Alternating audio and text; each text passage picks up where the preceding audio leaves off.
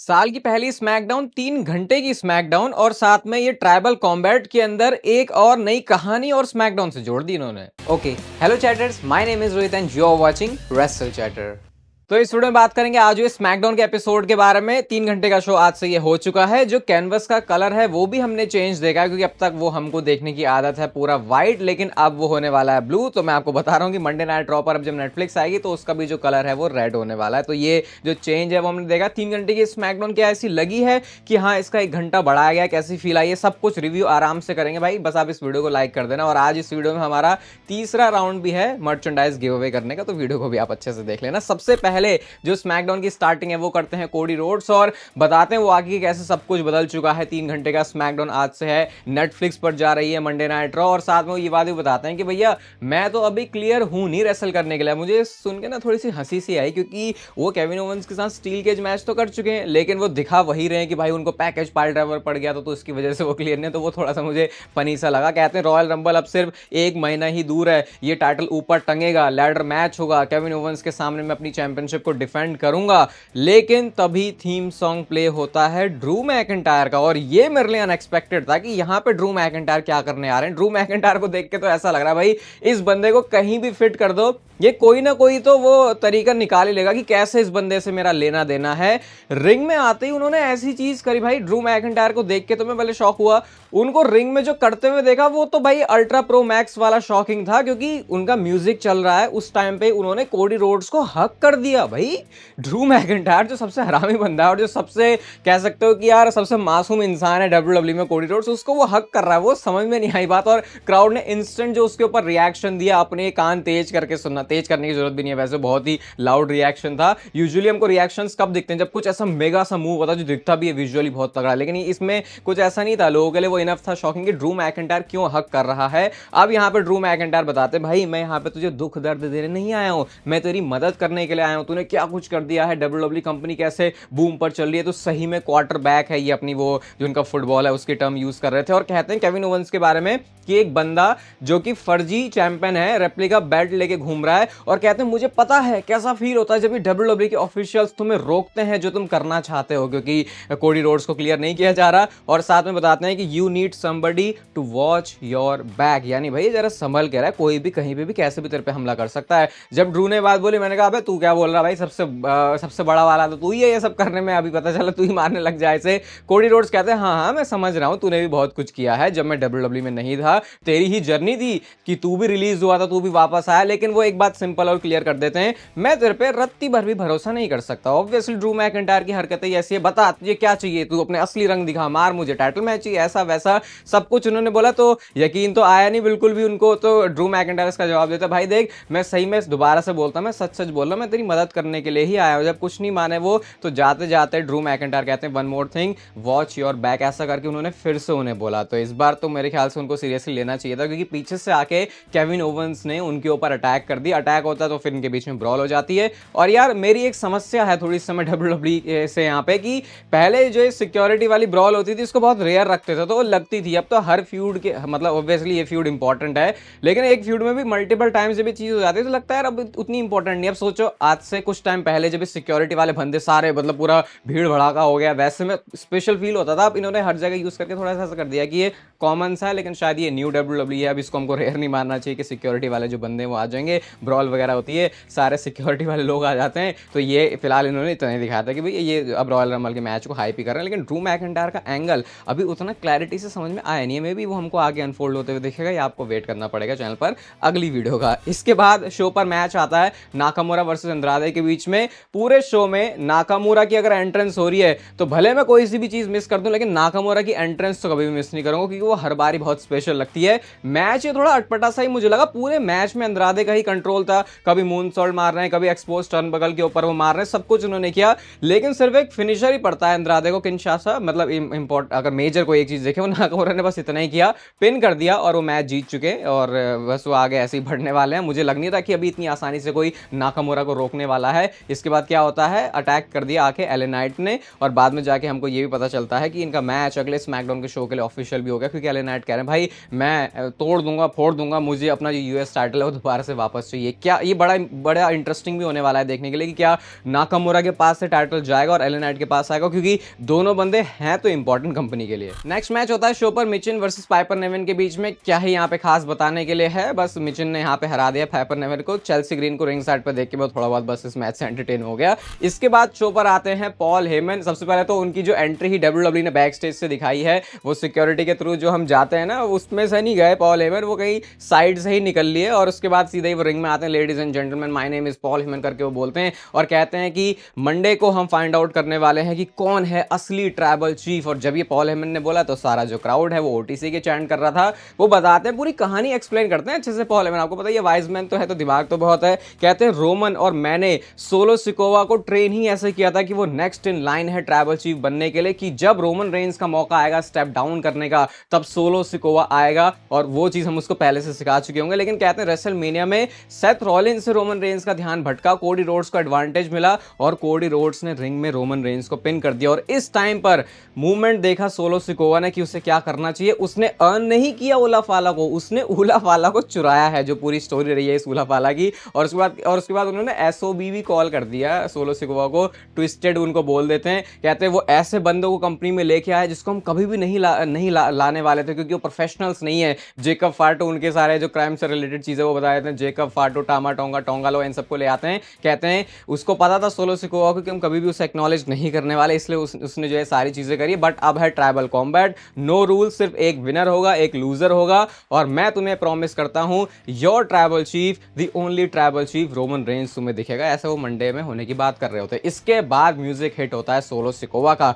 और भैया ये वाइजमैन सिर्फ कहने के लिए नहीं है, सही में वाइजमैन है। बताओ, हर बंदा अपनी छाती चौड़ी करके, चाहे उसकी फट रही है, वो बताता है कि हाँ भैया मैं सब कुछ कर लूंगा, लेकिन वाइजमैन के पास दिमाग है। जैसे ही सोलो सिकोवा रिंग में आते हैं, सबसे पहले पॉल हेमन ने बोला और कहते हैं कि मैं बस 10 सेकंड दूर हूं अपनी चड्डी में गीली पीली करने के लिए, क्योंकि लास्ट टाइम जो तुमने मेरे साथ किया था। तो वाइजमैन भाई ऐसे ही थोड़ी कहा गया उन्हें, भले ही मौका कुछ भी हो, वो समझते हैं कि अब क्या हो सकता है। ऐसा समझदार बंदा हर किसी की लाइफ में होना चाहिए। वो कहते हैं कि मेरे साथ जो भी कुछ हो चुका वो सब मैं दोबारा नहीं करवाना चाहता अपने साथ। सोलो सिकोवा उनसे माइक मांगते हैं बिल्कुल रोमन रेंज के स्टाइल में। पॉल हेमन ने उनको थमा भी दिया, क्योंकि कोई ऑप्शन था नहीं देता तो फिर शायद उनका दोबारा से वही हाल हो जाता, क्योंकि वो प्रिपेयर्ड थे कि जेकब फाटो या टोंगा कभी भी आके मुझे मार सकते हैं। इसके बाद सबसे पहले वो क्राउड को बोलते हैं एक्नॉलेज करने के लिए और कहते हैं वाइजमैन अब फाइनली टाइम आ चुका है एक्नॉलेज करने का। तो पंक को एक फेवर वो करता है ना, अब मेरे साथ भी कुछ ऐसी सेटिंग होने वाली है, क्योंकि सोलो सिकोवा यहाँ पर बताते हैं कि पॉल हेमन वो बंदा है जिसके ऊपर वो ट्रस्ट कर सकते हैं, जो कि सही में रिस्पेक्ट करता है उला फाला की और ये फैमिली की। और ये उला फाला तू पूरे मैच में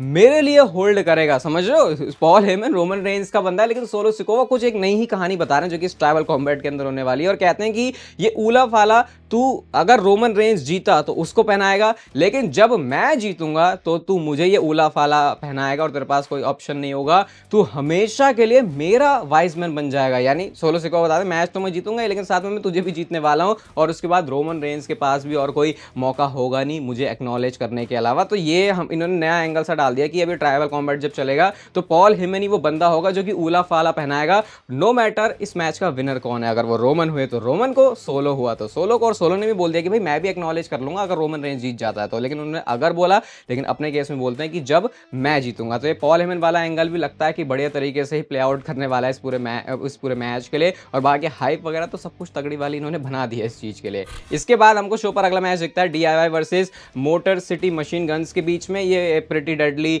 ने आके डिस्ट्रैक्ट कर दिया उम्बर्तो करियो, एंजल गार्सिया, उन्होंने सारे के सारे टीम्स को आपस में लड़ा दिया। मुझे लग रहा है ये मल्टी पर्सन या मल्टी टैग टीम वाला कोई मैच बनाने वाले हैं। MCMGs ने होल्ड में तो फंसाया था, लेकिन ये सारे लड़ते गिरते जो उनके ऊपर ही गिर गए, उसकी वजह से डिस्क्वालिफिकेशन से मैच ही एंड हो जाता है और विनर इसका फिर वो जो है टाइटल भी जो रिटेन से हो जाते हैं। इसके बाद बैक स्टेज से सैमी ज़ेन होते हैं और सैमी ज़ेन के सामने कार्मेलो हेस आ जाते हैं और वो ब्रॉन स्ट्रोमैन का मुद्दा उठा रहे होते हैं और थोड़ा सा चौड़ रहे होते हैं सैमी ज़ेन के सामने। जिमी ऊसो जे ऊसो आते हैं पीछे से, कहते हैं वी गॉट अ प्रॉब्लम। और जैसे ही कार्मेलो हेस ने देखा भाई बंदे की ऐसी फटी है, सच में अगर देखना हो कि एक बंदे की डर के फुक के कैसी हालत हो जाती है तो कार्मेलो हेस का चेहरा देखना, वो इज्जत से वहां से चले जाते हैं। पता था भाई अब यहाँ पे तो कुछ होने नहीं वाला। इसके बाद सैमी कहते हैं कि हाँ भैया चलो अब मेरे को अपना रेडी होना है मैच वैच के लिए। जिमी और जे उसो वहां से जब जाने लगते हैं तो भैया केविन ओवेंस का धक्का लगा है जे उसो को। और मैं बता रहा हूं कि इस वाले मूवमेंट को अगर दिमाग लगा के WWE ट्रिपल एच ने यूज किया है यहाँ पे तो भाई इसका बहुत बड़ा मतलब निकलने वाला है, क्योंकि चीजें सिर्फ ऐसे ही नहीं हो जाती टेलीविजन में, खास करके जब हम ट्रिपल एच के टाइम की बात करें, क्योंकि ट्रिपल एच कोई छोटी मोटी चीजों का भी जो लॉजिक किसी टाइम से कब निकाल देते हैं वो फिर आगे स्टोरी लाइन में समझ में आता है कि अरे भैया उस समय ऐसा हुआ था तो फिर ऐसा है। तो शायद यहाँ पे केविन ओवेंस का भी जो कुछ मतलब सा है वो नजर में आ रहा है यहाँ पे। मे बी ये कुछ अलग तरीके से उसको ब्लड लाइन की स्टोरी में दिखा सकते हैं, क्योंकि केविन ओवेंस को ब्लड लाइन से तो प्रॉब्लम है ही। इसके बाद कोडी रोड्स और निक ऑल्डिस भी होते हैं बैक स्टेज से। और भाई एक बहुत फनी लाइन मुझे लगी, निक ऑल्डिस समझाते हैं कि भाई ये सारी नफरतें हैं इसको साइड में कर देना, अपने फ्यूचर के बारे में, कंपनी के फ्यूचर के बारे में सोचना, तो इसीलिए तो तू यहाँ पे है। कोडी रोड्स कहते हैं देख मेरी स्टोरी रेसलमेनिया में खत्म हो गई और मैंने बोला था कि एक नई स्टोरी शुरू हुई है। एक नई स्टोरी ये भी शुरू हुई है कि जब भी मुझे केविन ओवेंस दिखेगा, सुनना, जब भी मुझे केविन ओवेंस दिखेगा या केविन ओवेंस के जैसा भी कोई दिखेगा मैं उसे बुरी तरीके से फोड़ दूंगा। ऐसा करके कोडी रोड्स वहां से चले जाते हैं। बड़ा फनी मुझे लगा कोडी रोड्स के मुंह से सुनना, क्योंकि यूजुअली वो ऐसी सैवेज लाइन नहीं बोलते, उनका थोड़ा कैरेक्टर बोल सकते हैं लेकिन उनके कैरेक्टर के हिसाब से वैसे बोलते नहीं है। तो ये बड़ा फनी था कि अगर केविन ओवेंस नहीं उसके जैसा भी कोई दिखा तो भाई उसे बहुत बुरी तरीके से मारेंगे। अब मैं इंटरेस्टेड हूं देखने में कि क्या सही वो WWE कुछ ऐसा करेगी कि वो केविन ओवेंस के जैसा कोई बंदा लेके आए। इसके बाद शो पर मैच आता है जहां पर फाइनली कैश इन हो चुका है। WWE ने शायद एक मूवमेंट का वेट किया था कि पहली स्मैकडाउन 2025 की वहां पे कुछ करेंगे। नाया जैक्स और नाओमी का मैच था, अच्छा है मैच चल रहा था, ठीक है। बियांका ब्लेयर का आज जो लुक है वो तो मुझे देख के लगा ही नहीं कि ये बियांका ब्लेयर है, ऐसा कुछ समझ में नहीं आया। अब एक स्पॉट पर जब नाओमी ने मिडिल रोप से जो गिराया था नाया जैक्स को तो वो सही अपॉर्चुनिटी थी टिफनी के कैश इन करने की। टिफनी आती है, लगा कैश इन कर लेंगी, पता नहीं रेफरी को ही क्यों उन्होंने मार दिया। नाया जैक्स ने मैच तो जीत लिया, लेकिन मैच के बाद जब नाया जैक्स अटैक कर रही होती है बियांका ब्लेयर के ऊपर, उस टाइम पर टिफनी स्ट्रैटन ने अपने असली रंग दिखा दिए, उन्होंने दोनों के ऊपर अटैक कर दिया और इसके बाद बियांका ब्लेयर ने केओडी मार दिया नाया जैक्स को।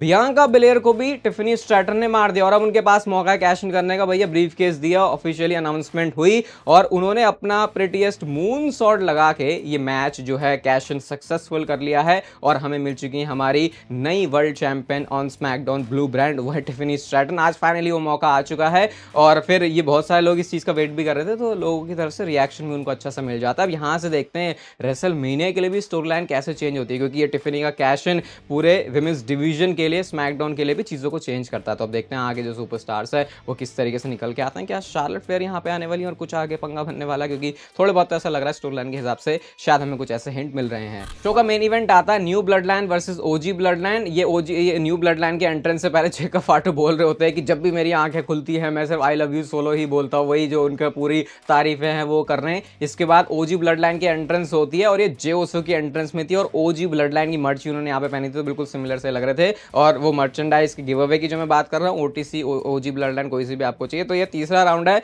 इस बार 5 नहीं बल्कि 10 लोगों को मैं देने वाला हूँ ये थर्ड वाले राउंड के अंदर। इंस्टाग्राम की स्टोरी में बस आपको जवाब दे देना है कि आपकी प्रेडिक्शन क्या है सोलो सिकोआ और रोमन रेंज के ट्राइबल कॉम्बैट वाले मैच के लिए। जिन लोगों को मर्च एक बार मिल चुकी है भाई दोबारा से मत करना, क्योंकि अब नए लोगों को मिलेगी तो वो ज्यादा अच्छी बात रहेगी। सिंपली आपको अपना जो रिप्लाई कर देना बस, और ये ध्यान रखना कि वहां पे आपने फॉलो भी हिट करके रखा हो, क्योंकि अपने लोगों को मैं चीजें बांटने का थोड़ा सा ज्यादा फायदा हो जाता है। इसके बाद अब इस मैच की बात करते हैं। तो मैच शुरू हुआ तो पहले जो सारे के सारे बंदे हैं वो एक तरीके से लड़ ही रहे हैं कि वो उन्होंने टोर्नाडो सा टैग टीम में मैच बना दिया। स्पिनिंग सोलो मैच के बीच में दिख गया, वो थोड़ा सा अटपटा लगा। जब जे उसो को हॉट टैग मिला भाई तो उसके बाद तो उन्होंने कुछ कमाल ही कर दिया। उसोस को अब जब मैं टैग टीम एक्शन में देखता हूँ ना दोनों को साथ में लड़ते हुए तो बड़ा अलग सा लगता है, क्योंकि इतने टाइम से इंडिविजुअली अलग अलग काम कर रहे हैं, तो वो थोड़े से पुराने नॉस्टैल्जिया सा ही याद दिलाया था, जबकि अभी ज्यादा पुरानी बात ये हुई नहीं है। इसके बाद क्या होता है भैया, वो हिप अटैक जो करते हैं ना जिमी और जे उसो जो करते थे ऊसो चिल्ला के कॉर्नर में, इस बार क्योंकि अब 3 ऊसो हो चुके हैं तो सैमी ने भी, जिमी ने भी, जे ने भी, तीनों ने हिप अटैक किया। तो वो भी एक सैमी जेन को एक्चुअल में एक ट्रू सैमी ऊसो बना रहा था। आउटसाइड डाइव लगा दी सैमी और जे ने, और जिमी ने स्प्लैश किया और इसके बाद वो पिन करते हैं जेकब फाटो को, लेकिन उसके ऊपर जो है किक आउट हो जाता है जेकब फाटो का। तो भाई इसके बाद तबाही आंधी सी आगे, स्प्लैश मारा, मून सॉल्ट मारा, लेकिन उस पिन को भी ब्रेक कर देते हैं। अब ड्रू मैकिंटायर की एंट्री हो गई है यहाँ पे। ड्रू मैकिंटायर की एंट्री पे जे उसो का सारा फोकस ड्रू मैकिंटायर के ऊपर ही आ जाता है। उन्होंने तो डाइव लगा दी उनके ऊपर, लेकिन यहाँ से जो मामला है वो थोड़ा सा गड़बड़ होना शुरू हो गया। जे उसो ने स्पीयर मार दिया, स्प्लैश भी मार दिया, लेकिन जब वो पिन कर रहे होते जेकब फाटो को तो वो लीगल मैन थे नहीं, सोलो सिकोवा आते हैं, रोका, स्पाइक मारी और सोलो सिकोवा ने जे उसो को पिन किया है। भाई ये चीज भी नोट करना कि सोलो सिकोवा ने जे उसो को पिन किया है, तो मतलब सोलो सिकोवा को बड़े बड़े बहुत सारे मौके दे रहे हैं, क्योंकि जे उसो को इतनी आसानी से पिन करना कोई मतलब बहुत आसान बात है नहीं। और ये इसलिए भी हो रहा है क्योंकि रोमन और ये मैच है सोलो सिकोवा का, तो उसको भी हाइप करना है। तो फिलहाल तो स्मैकडाउन देखो, अगर मैं बोलूँ 3 घंटे का, तो मुझे ऐसा कुछ लगा नहीं कि यार बड़ी प्रॉब्लम सी हो रही, 3 घंटे का कैसे हो गया। काफी स्ट्रक्चर्ड तरीके से इन्होंने वाले शो को बनाया है। 3.75 स्टार की मैं उसको रेटिंग दूंगा। कैश इन वाला मूवमेंट आज हम बोलेंगे कि स्मैकडाउन की एक हाईलाइट रहेगा जिसको हम याद रखेंगे। बाकी इंस्टाग्राम पे आप लोग आ जाना। ये वीडियो आपको अच्छी लगी तो इसे लाइक कर दो, चैनल को सब्सक्राइब कर दो ऐसी और मस्त वीडियोस के लिए, और तब तक लेते रहो जिंदगी के मजे।